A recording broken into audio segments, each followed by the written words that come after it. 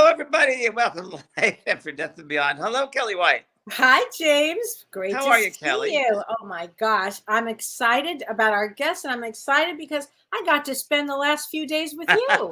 We had a great time. Hopefully, you can see me okay. I use my iPhone because everything else is not connected yet. It looks like lots of light is pouring into you. It's a lot, though. It's a lot of light pouring into me. So if you see this, so I obviously need a new phone.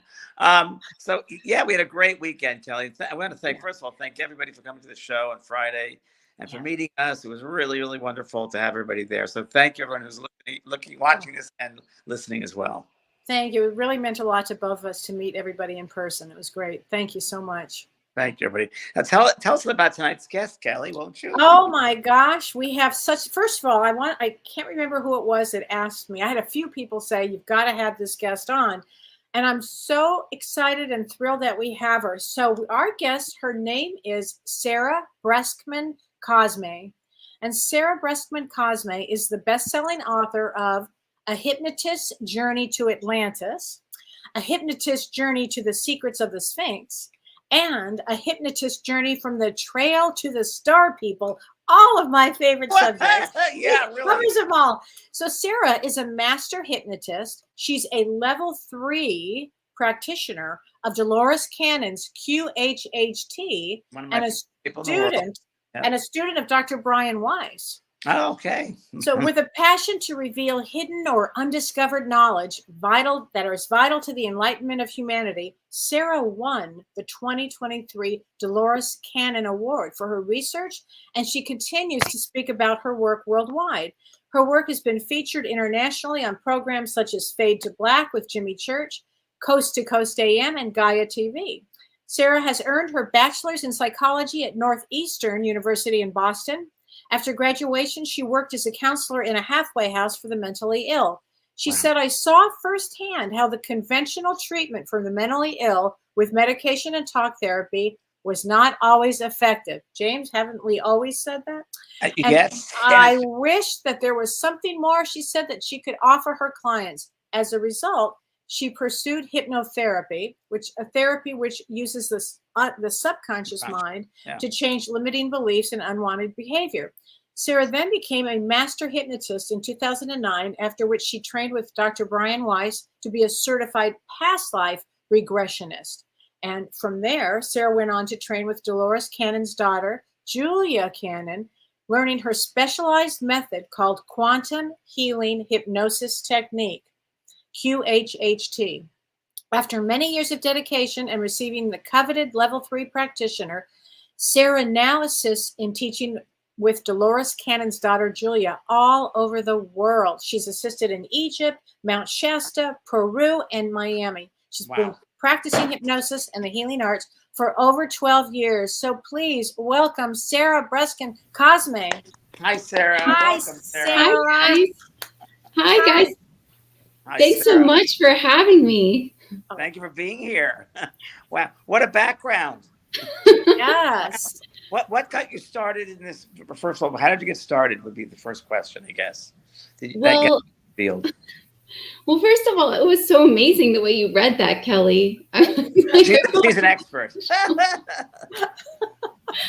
I'm excited to have you on. Really am. And I know all of our guests are too. Well, the way I got into this it felt like by accident, because I was one of those kids that everyone felt sorry for. I mean, I had so many problems as a kid.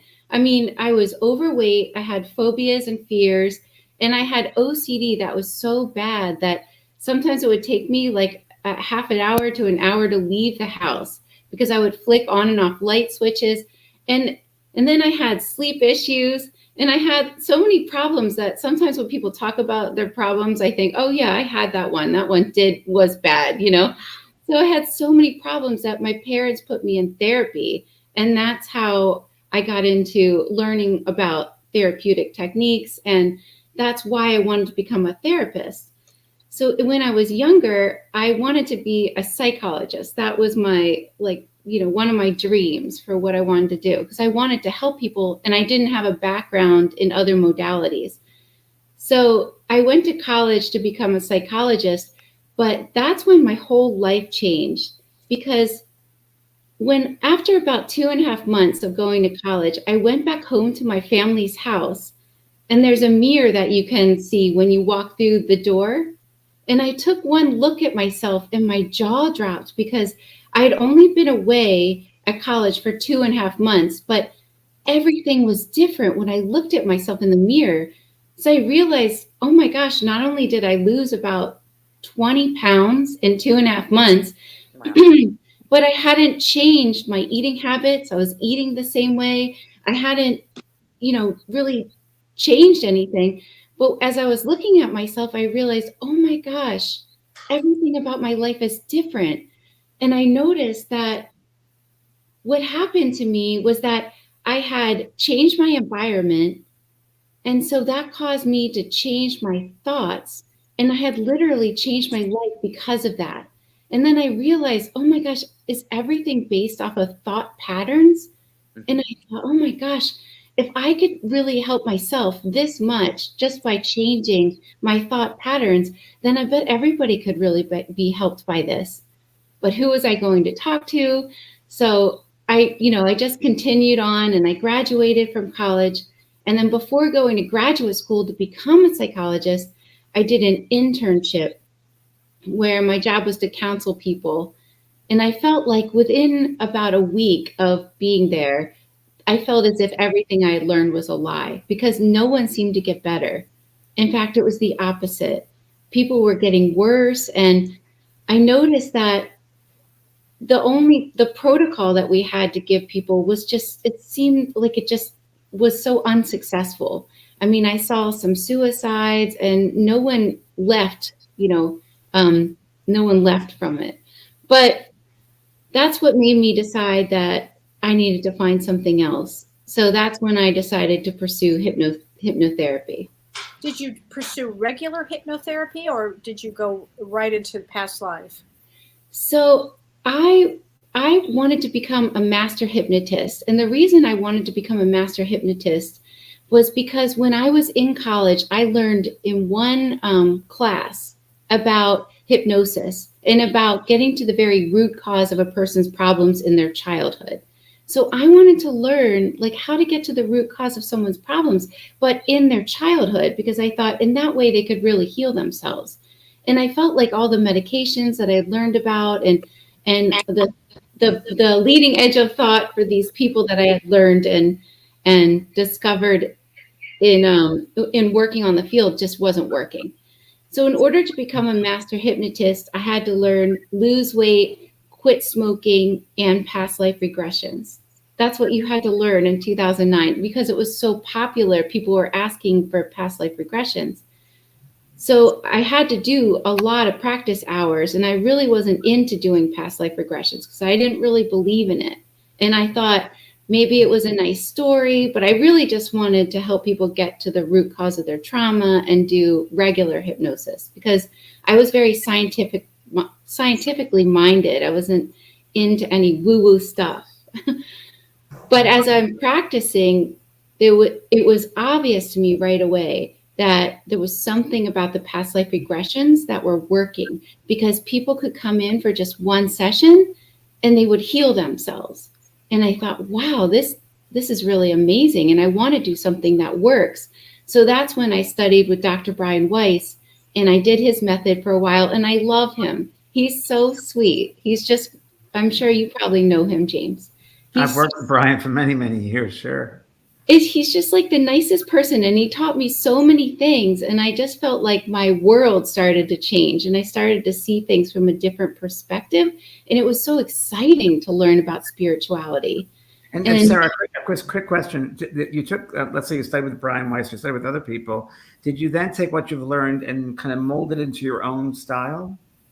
Yeah, I do, because I think everything evolves, and I think any practitioner that does anything knows where things could be amended. And so I have my own style, and I lead workshops with my own style of this method, and I take people to the very root cause of their trauma. I really enjoy doing it. And you know what, also, Sarah, you bring in your specialties when you do it your way. It's like everybody, I say, as far as mediumship, study as many mediums as you can and take what resonates within you and use it for you, because everyone's so different. So other people's, your strong points might not be someone else's strong points, and it's a different perspective. And what really works is your unique approach, I think. And I think that's great that you did that. I think it's great. So many people follow and you lead. So that's really incredible. I was just talking to someone about that. I know, I'm psychic now. I know. That's really true. When you take your own way of doing it, it really will. And that'll reach those people who understand your method, your ways of doing it. It speaks to different people. So I think it's great. Anyone that, creates their own trail, if you will, I give my hat off to, because it's a hard thing to do, especially in this field. People tend to want to follow instead of lead. And I think it takes a lot of courage to do it your own way and to help people in that way. So hats off to you, darling. Thank you. Well, it's funny you say that, because my job is to take people to the deepest level of trance and access their higher consciousness. And basically, you can go deep within anyone and reach the same place. You reach source. And you reach like a higher level of consciousness. So I asked one time, what do you guys talk about? Because when the soul leaves the body, it usually calls itself a we. So I said, what do you guys talk about? And they said, we sometimes are concerned that human beings think they're supposed to be like other people when they came in to be an individual. And we wish they would get it. And we wish they would understand why they're here. Yeah, but I do want to say that as I was getting into spirituality, I took this amazing course that really helped me. And it was your course. Was it really? It was psychic development. This is a really development course. Wow. Oh, yeah, wow. You can look up on the register. I'm in there. Well, I'm honored. Thank you. And did that help you? I guess it helped you. It did. Because it was that's what I was saying earlier, in that, like, my courses I have are unique. It's my way of doing it. And it's a different way, a different angle. And that spoke to you, and it helped you to, that worked for you because you connected on that level. And they're same with your work. Then people will connect on a different level. Thank you very much. I'm really honored and happy that I was able to help you. Yeah. I love the way you teach, though, because you made it very user friendly. It seemed like it was obtainable. Yeah, well, it should be, right? It really should be. Yeah. I think everything in life, including past life regressions or trance work, it should be accessible to everybody. I think it shouldn't be something so out there and complex that we can't get it. We're all the same, and we need to just, The biggest thing I find, and I don't know, Sarah, have you found? I know, Kelly, you do, for people to get out of their way. Do you find that in your work as well? For them to get out of their heads or out of their way and just go into that surrender or get to that heart space? Do you find that as well? All the time, because hypnosis doesn't really feel like anything. So it's that same state when you wake up in the morning and you have access to your dream. And in that state, it can feel like you're very much awake, but you actually have access to so many different things. And if you could imagine having a guide sitting right next to you, helping you delve into these different places, you could find out anything. But since it feels like you're totally awake, it can get confusing. And it is simply getting out of your way, just taking the filter off, allowing this amazing information to come to you and to not judge it. Get out of the human way of thinking of things. And a quick question here. How do you deal with people that are control freaks? that they want to be in control. How do you have any techniques or ways you work with those types of people who they can't go under, they can't get down because they're afraid, or they're going to be possessed? Or do you have that as well? I do. I have a lot of different tricks that I've come up with over the years. There's, different ones that I'll use for different people. But in general, if they want to be in control of the whole thing, I'll allow their conscious mind to feel like it's in control. And then I'll access the subconscious, sort of like through the back door. Like it's not tricky, but it sort of is. It's smart, honey. It's very smart, really smart. Kelly, you do that sometimes. Yeah, right? I have. Oh yeah, I think it's amazing. I'm curious, how did you get from doing past life regression to Atlantis? Oh my gosh. She really specializes in Atlantean history. Yeah.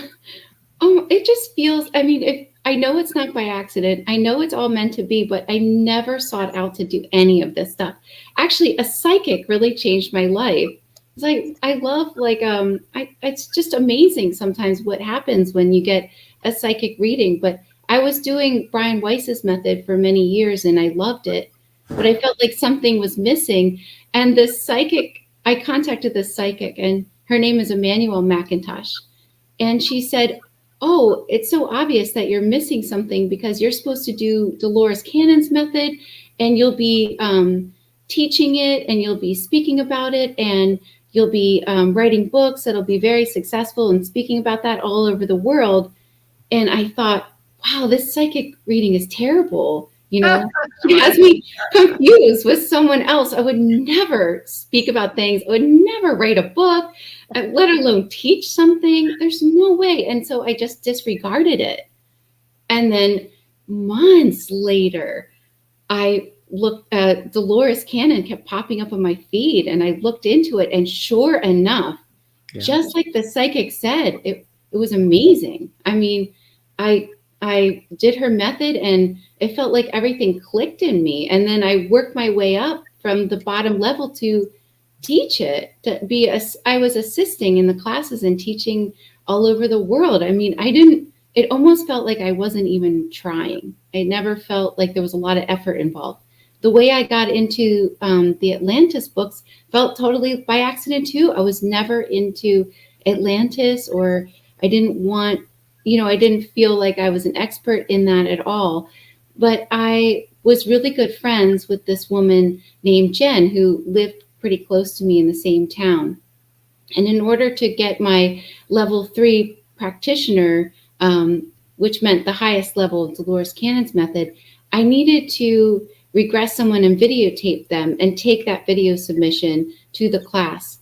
And all of a sudden, this class was going to be in Florida. So it was like, oh my gosh, I better find someone quickly. So I asked my friend Jen, who I've been friends with for over 10 years. And I instantly regretted it because I knew she wasn't into any of this stuff. She wasn't a spiritual person whatsoever.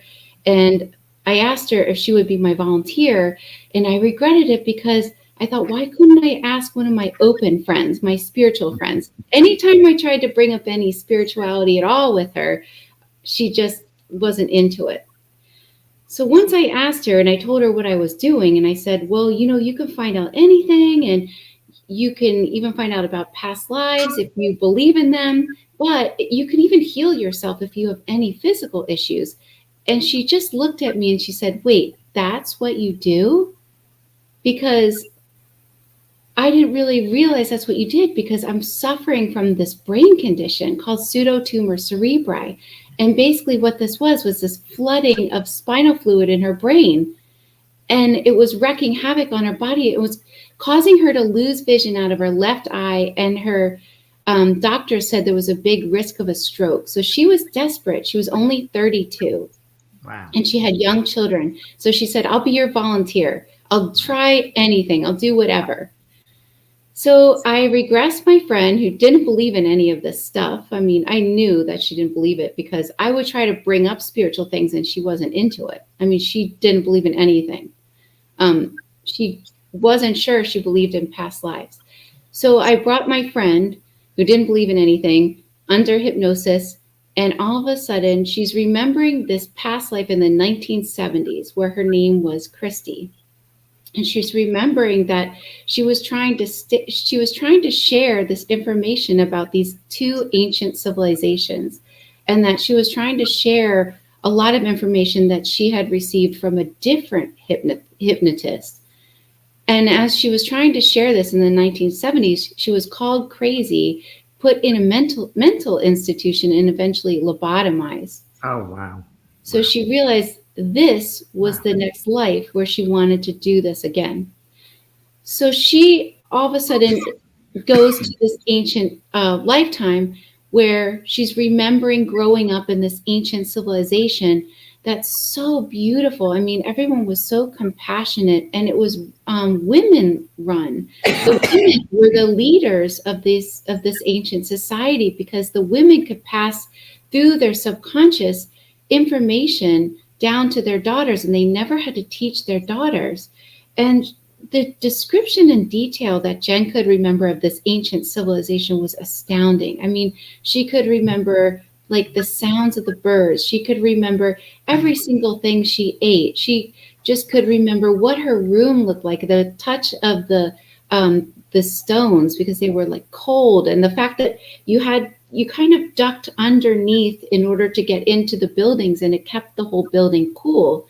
She could remember the breeze of the ocean.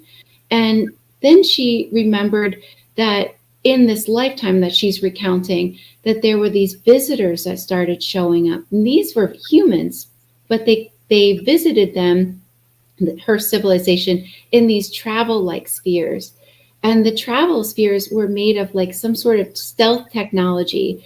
But when they landed, people got out and they had these really high-tech suits on. The ships were using like a propulsion mechanism where it would suck up the energy from all around and it would be able to propel the ship. Wow. She realized that these visitors wanted something from her society. And she also realized that when they couldn't get what they wanted, they took her and made her watch as they destroyed that entire civilization. So this is our first session as she's recounting this.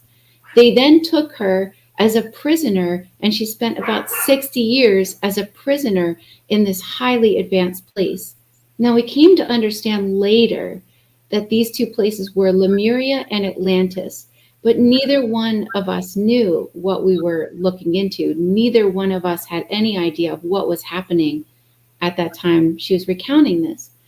So at the end of that lifetime that she's recounting under hypnosis, I asked her higher self, which is what you do in these type of sessions. I asked her higher self, why did you show her that lifetime of all lifetimes? And her higher self said, well, we showed you this lifetime because the two of you had decided before coming into this life to uncover and share this information, that the world was waiting, and it had been waiting for thousands and thousands of years because the consciousness hadn't reached the point where it was time to share yet. She had tried in the 1970s and it was too early. So this is the time when we had both agreed to uncover this and share it. And the higher self said, this is so important to uncover and share because people will heal from this information. And then I asked, well, okay, what is the very root cause of her brain condition? And her higher self said the root cause was the catalyst for her to come see me, that if she didn't have a catalyst or like a motivator, she would have never come had the session. Wow. And it's so true. She wouldn't have, because she wasn't into this stuff. So then I asked her higher self, well, now that she came and we'll get together and we'll uncover this important information, can you release the brain condition? Can you heal it now? And her higher self said yes. And then all of a sudden, my friend could feel it draining, like behind her left eye, and it just started draining out. So I wake her up out of the session and she can see out of her left eye for the first time in a long time. She was working really closely with a team of specialists at the University of Miami, and they couldn't believe her next scan. Like, she was healed. They were astounded. So we thought, okay, well then we should the two of us should probably get together and work on this. You know, what is it that we need to uncover that's so powerful that can heal people? And I thought that she would go back to those ancient civilizations. You know, I thought she would start from the beginning. It's usually what happens when you're going back to a lifetime. Yeah. So I asked her higher self, okay, take us to the beginning of this story that's so important that you want to share, that you want us to share with the world. And like I said, I thought they would take us back to that civilization of Lemuria or Atlantis. But no, they decided to take my friend to another past life memory of being an extraterrestrial. Now, my friend did not believe in them at all. I asked her a couple times, do you believe in extraterrestrials? And she said no. So all of a sudden, my friend of 10 years is recounting under hypnosis memories in so much detail of being what you would consider an extraterrestrial, because it wasn't on the Earth realm, apparently. So she's remembering coming to Earth, or this planetary sphere, for the first time, and how they were running out of these resources, and how Earth was full of these resources. So they wanted to seed this population. There were many reasons why they decided to come to this planetary sphere. It was really fascinating. One thing that they were running out of was there seemed to be this mineral or crystal that they would use to create almost like another reality. So they would use their mind and a type of mineral, and they would create another reality that they all had to go into. But once you went into it, it would shock you into enlightenment. You would understand like the truth about the universe, and everyone had to go in. So everyone had to go in, and she recounted that she was from one of the Pleiadian star systems. There's a lot, but one of the Pleiadian star systems. And everyone would go in, and when you would go into this realm, then you never felt the need to compete. You would understand right away that you were everyone else you saw. You would have this different feeling of compassion, not only for yourself first, but for everyone else. So everyone had to go. And so, of course, I had her remember what it was like to go through this vortex, or this realm that they would create. So she said, right when you get into the vortex, it's almost like your whole body leaves and you feel that oneness. And then you realize that the truth about the universe from that perspective is that it's always flowing in a figure 8 pattern, and that there's no real end and no beginning, that everyone is the universe, and that you realize that this is an experiment, that every single part of what we're doing is like a game. That's what they see. And this game has been going on for longer than you could possibly comprehend.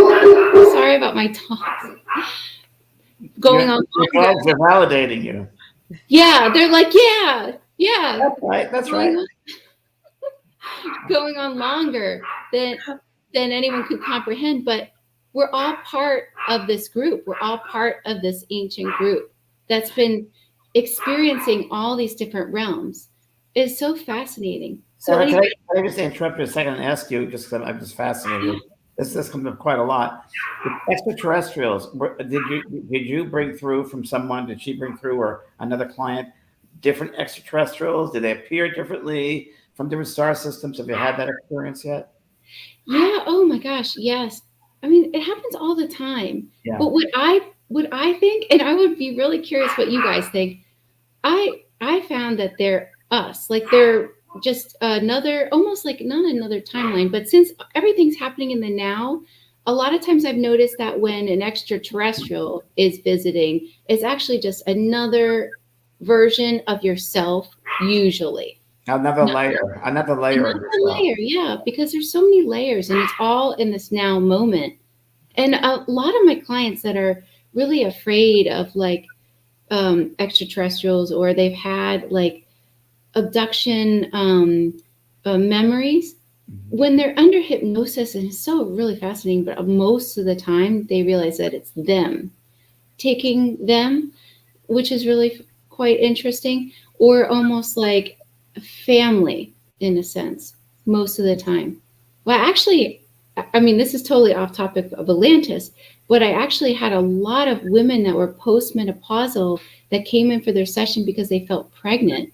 And what I found so fascinating, I had like 4 of these women, back to back from, it started in like, I think it was August of 22 or something like that. But what they were actually pregnant with, the higher self said, was they're pregnant with genetic material and energy in their creative force in their womb that would be seeding another realm. So there's like another realm that we're actually creating like now. There's always, every realm or sphere has to have a backup. So there's a backup realm, sphere, planet, whatever you want to call that. Why would that be the case? Because in other past experiences, sometimes we've lost the planet too quickly. So this has happened like many, many times. And it's really interesting because it seems like Earth is, whatever you want to call this, is like in a line of other Earths. So it goes through this cycle, this period where it becomes more of like a light body, just like what we're doing, you know? So we're like moving up, but other Earths have already done it. And we're just like a rung in a ladder, like moving up too. But this Earth has no choice but to move up. I mean, that's the ascension pathway for those that are on, you know, want to experience that. Does trauma with the individual hold souls back here instead of not helping Earth evolve? Well, okay, this is how I've been taught about it through the higher self, is that everyone has trauma, but those are the doorways into the magic. So they're like opportunities, and you place them in your life at different junctures as an opportunity. So you're supposed to go in that way. And it's almost like forcing you, like you have to go in to learn. But this is how we evolve, because if you think about negativity, it serves such a great purpose. Otherwise, we wouldn't learn, we wouldn't try to do any better if we didn't have negativity as that driving factor. And Sarah, last week we had a guest on who said exactly the same thing. And Kelly and I talk about that trauma is an opportunity, as traumatic as it is a lesson. It's an opportunity to grow by how you handle that. So that's exactly in alignment for our previous guests we had on. And Kelly, you said that often. I say that all the time, but yeah. I've heard you say that it's our responsibility to be able to work on our traumas and work on ourselves. Yeah. Oh my gosh. Well, if we don't, then we end up usually repeating the lesson. It's just like when you have a relationship and you think to yourself, they're so terrible, I'm just going to leave that relationship. And then you meet the same person because you haven't learned the lesson yet. But it's all like, yeah. Yes. It's all lesson. And the ascension, according to like a lot of higher selves, is a choice of whether you want to continue working on your fears or try to choose love more. You know, it's like the two, the more you fall into the fear, the more you like get into it and feel more like stuck in the fear. But when you're choosing love or choosing to learn and choosing to move past the fear is when you're more in alignment, so to speak, with the ascension pathway. But I mean, there's no doing this wrong. You know, you can't do life wrong. I'm curious, what do they feel is our future for humanity? Oh, wow. So this is the most recent information that has been coming through in my sessions. And what's happening is everyone has their own timeline right now based on what they believe. So like my future might be totally different than yours based on what I believe. But as we move into in time a little bit, we end up into what the higher self calls the nexus point, where all these different timelines are merging into one for a little bit, and then they splinter out into three. So this is what I've been hearing. So right now, everybody has their own timeline until we hit a nexus point. And the nexus point could be so many different things. It might be beautiful. It might be, you know, more scary for other people, but it just merges the timelines. It could be many different things. Some people say that there's a potential that if the tail of the comet goes in front of the sun, it will trigger like a solar flash, and then that will dismantle the veil. This is like a potential. It doesn't mean it's going to happen, but a potential would trigger like a solar event.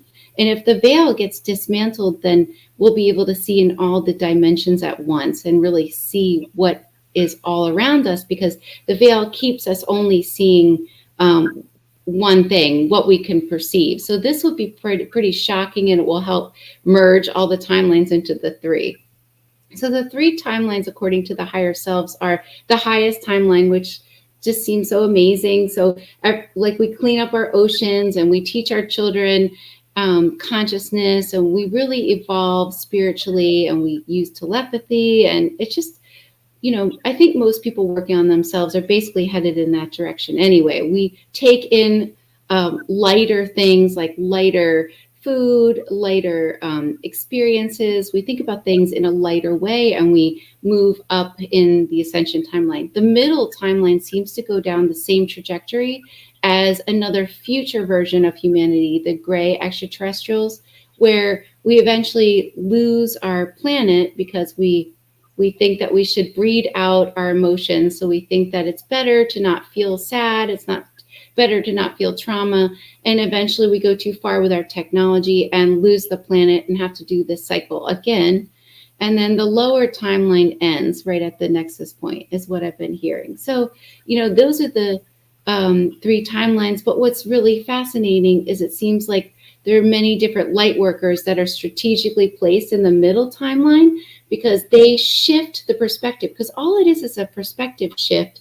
They shift the perspective of the people in the middle timeline and push them up to the higher timeline, because it's all an internal shift in perspective. Just like if you are taking in less dense things, then you become lighter, basically. And we've heard before, Sarah, again, I think a guest, Kelly, last week or week before, said it's all about perspectives. It's just everyone has a perspective, and that's what it's about. Everyone's perspectives. I just decided to, share what your other guest was saying. No, I'm just kidding. You're pretty in tune, let me tell you. Wow. When is your birthday? When is your birthday? June 8th. Okay, Gemini. Okay. You're wow. Kelly, what star system? Well, she was reading me earlier. Actually. I was doing a little reading for her earlier. I would say some high frequency. I work with star children, star seeds all the time, and I think it's fascinating when I have somebody. I'm doing a session with somebody, and I knew immediately they're not from around here, and I don't mean Wisconsin. I would say we'd have to talk about that. I'd have to ask you a certain amount of questions, but I mean, you definitely have that energy, though. I can see it from Atlantis, but I can also go to Lemuria too with you. But for maybe one of the Palladians, I'm not sure. What color are your eyes? Because that usually gives. Oh, that's so funny. I always talk about that. Yeah, the eyes tell me everything I need to know. Me too. Mine are brown. What I've noticed from a lot of my clients under hypnosis is that when you're looking from your eyes into another person's eyes, you're actually transmitting the blueprint of your soul. So all the rings around your iris are the blueprint of your souls. And so it's almost like color therapy, and it's almost like write that down. You're projecting information into their eyes. Makes so much sense. What it does, and whenever I see brown eyes like that, I always think I'm from Arcturian. I'm Arcturus, and I'm thinking that you might be Arcturian. I'm not sure. There's something like that. A lot of people say that. With you? Yeah.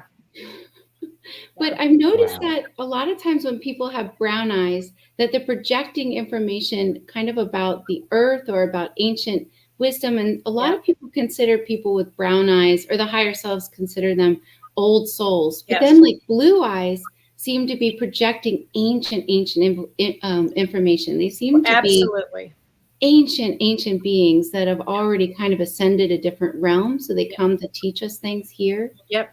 I totally agree with that.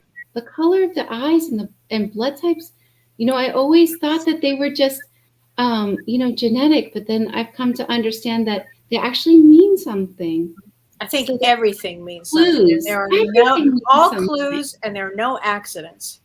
I know. I just love that. I mean, you could write a book on the eyes. Yes. And the transmission of information from the eyes. And I totally agree. And I thank you, because I'm 65 years old and I never thought of it that way. And I should have. But, in my workshops, I start off with everyone staring in different people's eyes, because the eyes is the mirror of the soul. So I love that you're talking about transmission of the soul. I think it makes so much sense. I want to go to one of your workshops. When's your workshop? I want to go to one of your workshops. Okay, deal. When do you do your workshops, sweetheart? How often? About every 3 months. And are they all over the United States or Europe or? No. Well, I do have one coming up in Germany in October, but mostly I'm doing a lot of them in Malvern, Pennsylvania right now, and the Keys. Really? Keys. Okay.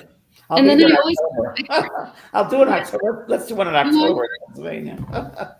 We can do a double workshop. That would be amazing. I'm sure everyone would love that. Yeah. I mean, I would just be sitting there with a pen and pad writing everything down. I think it would be me doing that. It was funny because I was telling my friends that, you know, you guys wanted to ask me questions, but I would like ask you 1,000 questions. What is it like? How is it to be psychic? You have so much knowledge and so much information. And this is your first book, right? My first book was the Atlantis book. And then because it was so exciting to learn so much, I just kept going. And you know, after each book, I always would worry that maybe nothing would come to me. And then it would just automatically come. And I never had to seek out the information. Sarah, you're well taken care of, honey. You're well. The information that is so valuable that the spirit, the highest the beings, would be with you, supporting you all the way. And they'll make things happen because the information is so important. I really think you should do a book about the eyes. All right. The transmission of the eyes. And not only the eyes, but other parts that you'll find the blood type or the hair. Because I agree with Kelly, it's everything. It's all something. Even your freckles, like when they're in certain formations, they mean something. And I've noticed that like when people have a triangle shape of like their freckles, it seems to signify that they're part of like a galactic, what's it called? Like a galactic association where they're actually doing something in a different realm right now with part of like protecting us. So it's really interesting. And sometimes people get like a symbol that just shows up on their body and it all means something. Even like three freckles in a row or 3 little marks in a row often signifies that you come from like the Orion star system or you have like ties there. It's really interesting. They're all clues. So true. I've had clients that have exactly what you're describing. It's fascinating. It is. It's so fascinating. So it's like we can read ourselves and find out the clues and go deeper into ourselves. If people would only pay attention to those kind of things, you know. No, I think now that they have to learn it, then now that you can teach them this, because before no one would teach this. Let me ask a couple of questions, Sarah. How far in advance are you booked up for your sessions? And what is a session like? An hour, hour and a half? See, they're longer. They're about 4 to 5 hours, and I don't have anything because as soon as I put anything available, it's gone. And I don't know how people know. Like I don't know how they know that I have a session available, but I don't have anything. I usually try to open it after 2 years, and then I'll open. What about you, James? What's your availability like? I don't do private readings anymore. I like to teach, so. I'm teaching, I'm doing demonstrations, different places. And that's what I do now. Well, that's what I do at different venues. Or workshops. I love doing workshops. Maybe we'll do one in Pennsylvania in October. Yeah, do one with me in Pennsylvania. I love you know what I love so much about it is you meet these people and you could see them transform their lives. I love it. So rewarding. Isn't it interesting, Sarah, that the words that you're using, let's say in a workshop experience, and you're bringing through, you can see, I'm sure you can see auras or you feel auras, how it changes them with the words that you use will resonate and change the vibration so much with them. And then the exercises, at the end of the workshop, I mean, my biggest joy is seeing them before we start and then at the very end and how they really have changed. And you can see it, you can sense it, and they can feel it. And that to me is fantastic. I'm sure you're the same way. I love it. Yeah, I'm the same way. I love it. It's so rewarding. Yeah. When's your next workshop? It'll be in Pennsylvania in October. I don't have it down, but I'm sure there'll be one in October in Pennsylvania. Yeah, that's right. We're doing a bunch of some dates in New Jersey, and the 10th and the 16th. And I thought I would love to have something to fill. This happened this morning. True story. I would love to have something to fill, like a workshop between the 10th and the 16th. So where can I go to do that? So I know where you can go. Exactly. That'd be great. Let's do it. That'd be fantastic. Okay, perfect. That's perfect. And let me ask you this, because Dolores Cannon is a person that I hold so highly. I met Dolores in Long Beach, California. She was doing a workshop, and I was just mesmerized. And I don't get that way very easily, but every single word that came out of her mouth, pure wisdom. And I was just so enamored of this person. And she was just so incredible. When did you start did you work with her personally or go to her workshops? And tell us what you use from Dolores in your take on it. So what was really interesting is I started after she passed, so I didn't get to meet her in person. But I do feel like I have a relationship with her because she has come to me. It was almost impossible for me not to know it was her because it was weird. A couple times right before I was supposed to see her daughter, as I'm waking up in the morning, she would reach and wake me up right before my alarm and say, okay, let's get going. And it just felt nice to me to know that I felt that she was supporting me. And I do feel she gets really excited when I'm on to a new subject. Like, I feel like she's learning too, which is weird because doesn't she know everything over there? But I feel like she's excited about this. Well, I think she's excited that you're the instrument that she can help to use her information, download it to you, and you mix it with what you know, what you come back with, and it goes out with new information, with combining the two. And I'm sure she loves you. I'm sure she loves the instrument you are, and the information you're sharing. That information. I know Dolores would not like her information just to go away. She wants to continue on and build up, and you're doing that. You're honoring that, which is fantastic. Oh, that's amazing. And continuing her work is so important. And as James said, putting your own take on her work.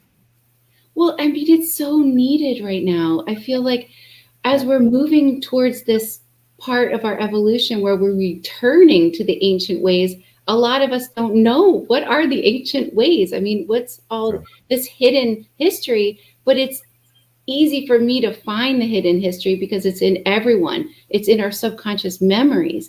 So I'm just researching our subconscious memories to uncover all this ancient history and share it with people because people need it desperately. They really want to know, not only our history, but would you also say it's the cellular makeup as well?